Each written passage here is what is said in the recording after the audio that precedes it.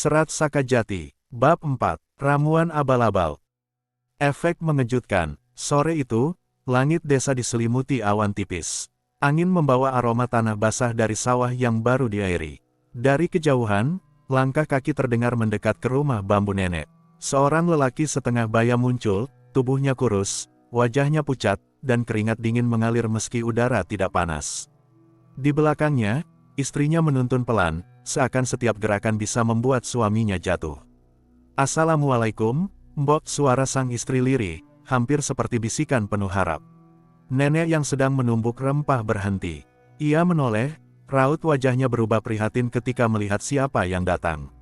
"Waalaikumsalam, ya Allah, Pramana, kok tambah lemes, Le?" tanyanya, buru-buru menghampiri. Pramana hanya tersenyum tipis, bibirnya kering. "Sudah lama badan ini begini, Mbok. Jamu jenengan biasanya bisa bikin agak enteng, tapi kali ini kok seperti nggak mempan." Istrinya menunduk, suaranya hampir putus. "Kami sudah coba apa saja, Mbok. Jamu dari pasar, pijat, bahkan doa-doa. Tapi Pramana masih lemah. Kami kesini lagi, meski tahu jamunya biasanya butuh waktu lama. Setidaknya, kalau bisa mengurangi rasa sakit." Nenek menghela napas panjang. Ia menoleh ke sudut ruangan, ke arah Sakajati yang duduk sambil menunduk, tangannya memegang kendi kecil berisi ramuan hasil racikannya sendiri. Ada keraguan besar dalam hati nenek. Ramuan itu tidak sepenuhnya jamu tradisional seperti yang ia buat selama puluhan tahun. Ada tambahan-tambahan aneh, ide dari cucunya yang terlalu berani bereksperimen. Nenek sendiri belum yakin apa aman diberikan pada orang lain. "Pramana, aku punya ramuan," kata nenek ragu-ragu. "Tapi ini bukan jamu yang biasanya. Ada tambahan, aku sendiri belum yakin betul khasiatnya." Pramana mengangkat wajah, mata sayu tapi penuh tanya. "Maksudnya, Mbok?" Sakajati menelan ludah, memberanikan diri bicara. "Aku yang meraciknya, Pak. Masih pakai bahan jamu nenek, tapi aku coba campur dengan cara baru. Aku belum pernah kasih ke orang lain, jadi, ya, aku juga nggak tahu hasilnya akan seperti apa."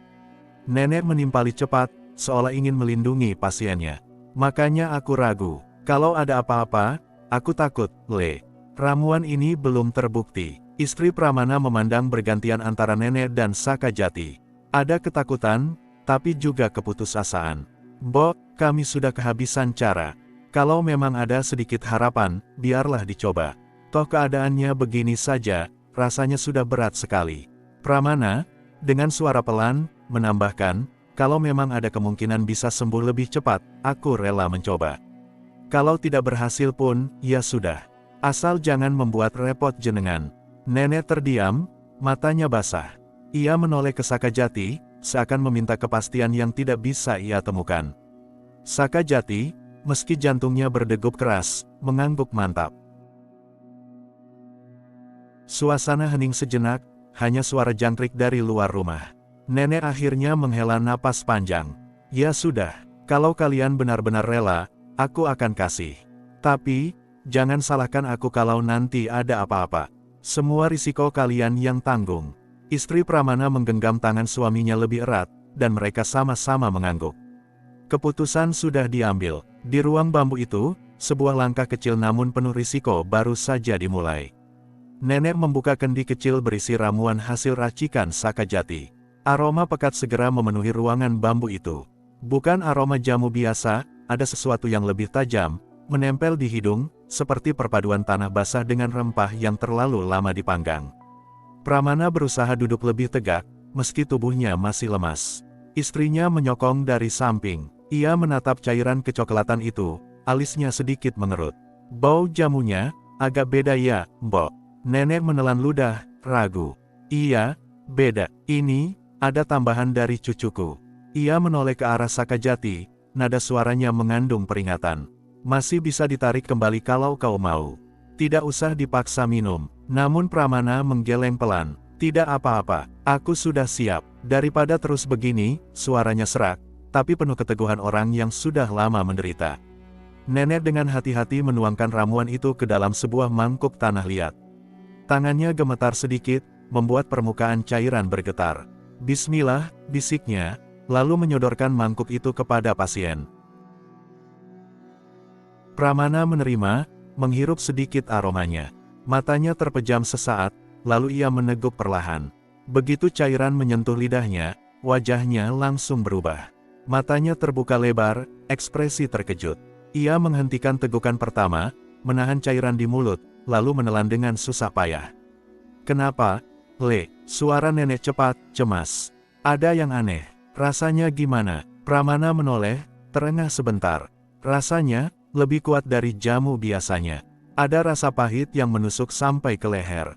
Panas sekali. Istrinya panik. "Panas. Astaga, Mbok." Nenek langsung menepuk-nepuk punggung Pramana, seakan bisa mengusir reaksi buruk itu. "Aku sudah bilang, jangan dipaksa." "Aduh, bagaimana ini?" Namun Pramana, dengan wajah menegang, malah meneguk lagi sisa ramuan di mangkuk. Ia memejamkan mata, menggenggam lututnya kuat-kuat. Wajahnya merah, urat lehernya menonjol. Sakajati berdiri dari tempat duduknya, tubuhnya menegang. "Pak, kalau rasanya terlalu menyiksa, hentikan. Itu belum pasti aman." Pramana mendesah panjang setelah menelan tegukan terakhir. Lalu ia bersandar, napasnya terengah. Pahit, kuat sekali, tapi ada hangat. Hangatnya menyebar ke dada, terus ke tangan. Istrinya menatap suaminya dengan bingung. "Hangat, maksudnya?" Pramana menutup mata, lalu mengangkat tangannya perlahan. Seperti api kecil menyala dari dalam. Bukan panas yang membakar, tapi hangat yang membuat darah bergerak lagi. Rasanya aneh, tapi enak. Nenek masih terlihat panik. Ia mendekat, memegang pergelangan tangan pasien, merasakan denyut nadinya. Astaga, jantungnya berdetak lebih kencang. Apa ini tanda baik atau tanda buruk? Sakajati menahan napas. Ia duduk jongkok di depan pasien, menatap tanpa berkedip. Dalam dirinya, ada perasaan campur aduk, harapan besar sekaligus ketakutan yang mencekam. Jika ramuan ini berhasil, maka jerih payahnya terbayar. Tapi kalau gagal, dialah yang akan dituduh membahayakan nyawa orang desa. "Bagaimana rasanya sekarang, Pak?" tanya Sakajati hati-hati. Pramana membuka mata, menatap ke langit-langit bambu, lalu tersenyum tipis. "Tubuhku seperti hidup lagi. Tidak sesak seperti biasanya. Dadaku lebih ringan. Entah sugesti atau apa, tapi rasanya aku bisa bernapas lebih dalam." Istrinya langsung terisak, menutup mulut dengan tangan. "Ya Allah, semoga ini benar." Nenek, meski sedikit lega mendengar ucapan itu, masih menatap tajam ke arah Sakajati. "Kita lihat nanti malam. Jangan terlalu cepat senang. Ramuan aneh ini bisa saja bereaksi lambat. Kalau ada apa-apa, kalian harus siap." Suasana ruangan seketika sunyi. Hanya suara napas Pramana yang mulai terdengar lebih teratur. Sakajati tetap duduk di tempatnya, kedua tangannya mengepal di atas lutut. Di wajahnya, ada seberkas cahaya harapan, meski terselubung bayangan takut yang belum bisa ia enyahkan. Malam itu, rumah bambu nenek menjadi saksi dari ramuan yang baru pertama kali diminum manusia. Pagi buta, kabut tipis masih menggantung di atas pematang sawah. Ayam jantan baru saja selesai berkokok, dan udara dingin menusuk tulang. Di rumah bambu nenek, suasana berbeda terasa sejak fajar. Istri Pramana yang semalam tak bisa tidur karena cemas, bangun lebih awal untuk menyiapkan air hangat. Ia menoleh ke arah suaminya yang berbaring di tikar. Biasanya, di jam seperti ini Pramana masih terbaring lemah, bahkan sekadar bangun duduk saja sulit. Namun pagi itu, pemandangan yang ia lihat membuatnya ternganga. Pramana sudah duduk tegak, bahkan sedang mengenakan baju yang lebih rapi. Wajahnya masih pucat, tetapi matanya lebih hidup. Senyum tipis terukir di bibirnya. "Mas," suara istrinya tercekat. Pramana menoleh, tersenyum lebar. "Aku bangun sendiri. Tidak sesak, tidak pusing. Malah rasanya, seperti baru tidur panjang dan segar kembali." Istrinya mendekat cepat, menyentuh dahi dan lehernya. "Kok bisa? Biasanya kamu bangun saja susah, apalagi duduk tegak begini." Ya Allah, air mata mengalir di pipinya. Kali ini bukan karena putus asa, melainkan karena kelegaan yang tak disangka. Pramana tertawa kecil, suaranya lebih kuat dari semalam. Entahlah, seperti ada tenaga baru yang mengalir. Kaki yang biasanya berat sekarang bisa kugerakkan. Ia berdiri perlahan, meski agak goyah. Namun hanya itu saja sudah cukup untuk membuat istrinya terisak lagi. Tidak lama kemudian, nenek masuk ke ruang depan. Ia membawa kendi berisi air, wajahnya masih muram karena semalaman gelisah memikirkan reaksi ramuan. Begitu melihat Pramana berdiri, matanya membelalak. Astaga, Pramana, kau sudah bisa bangun. Pramana menunduk hormat. Bo, jamu itu, entah bagaimana, membuat badan saya berbeda. Sakit yang biasanya terasa menusuk sekarang sudah berkurang banyak. Nenek menaruh kendi dengan terburu-buru, hampir menjatuhkannya. Ia menghampiri, memegang tangan Pramana, meraba nadinya. Denyutnya lebih kuat, lebih stabil. Ini, mustahil, gumamnya lirih. Biasanya kau butuh 3 atau 4 hari baru kelihatan ada perubahan. Kok semalam saja sudah segini? Sakajati, yang sejak tadi mengintip dari sudut, muncul dengan wajah campuran lega dan kagum. Ia menatap Pramana yang kini berjalan pelan ke halaman bambu. Jantungnya berdegup kencang, tapi kali ini karena rasa bangga. Di luar, tetangga yang kebetulan lewat terperangah melihat Pramana berdiri di halaman. Loh, Pramana, bukannya kemarin masih nggak bisa jalan? Pramana tersenyum sambil mengangguk. Entah kenapa, pagi ini kakiku bisa diajak bergerak lagi. Kabar itu menyebar cepat, lebih cepat dari embun yang menguap oleh matahari pagi.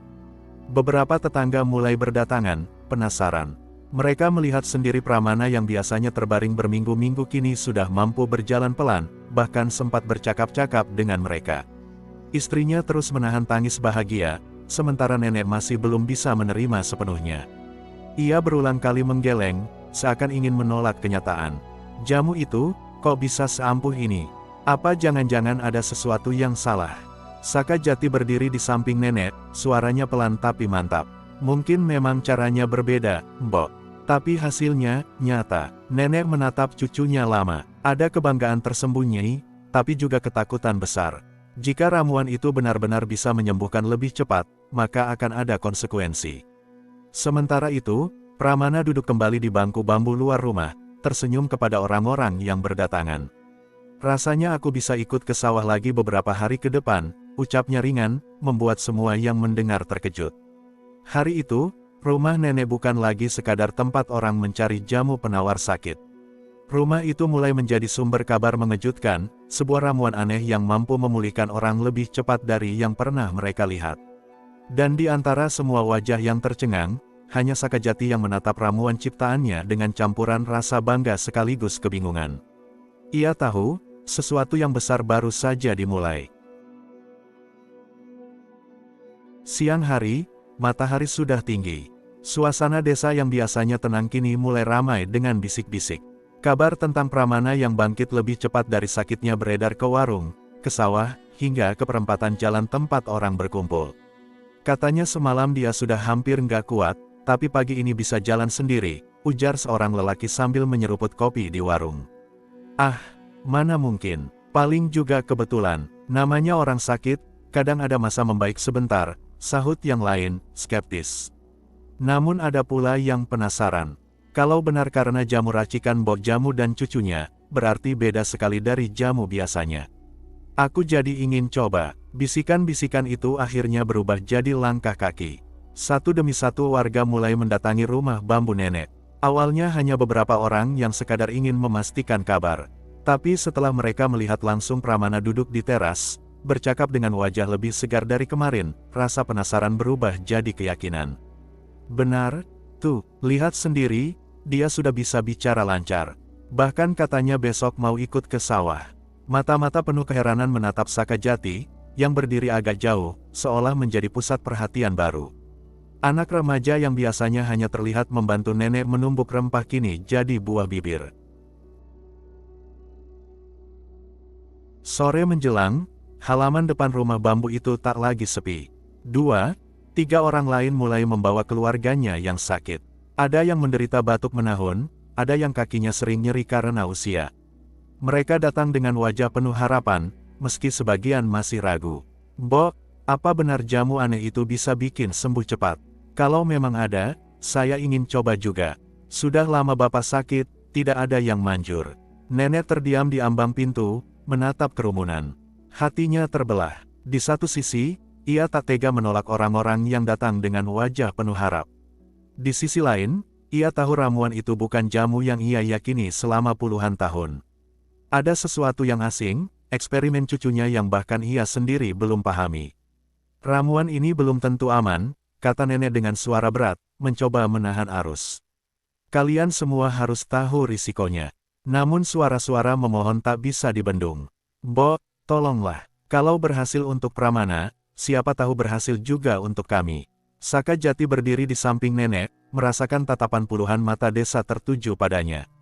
Di dadanya, ada getaran aneh, rasa bangga karena ramuan buatannya dianggap berharga, tapi juga kegelisahan yang menekan. Ia baru saja menyadari, percobaannya yang sederhana bisa mengguncang keseimbangan hidup banyak orang. Menjelang malam, antrean di depan rumah bambu makin panjang. Obor dinyalakan, suara-suara berbisik tak berhenti. Nenek duduk dengan wajah letih, sementara Saka Jati menggenggam kendi kecilnya lebih erat. Di antara cahaya redup lampu minyak, keduanya saling berpandangan.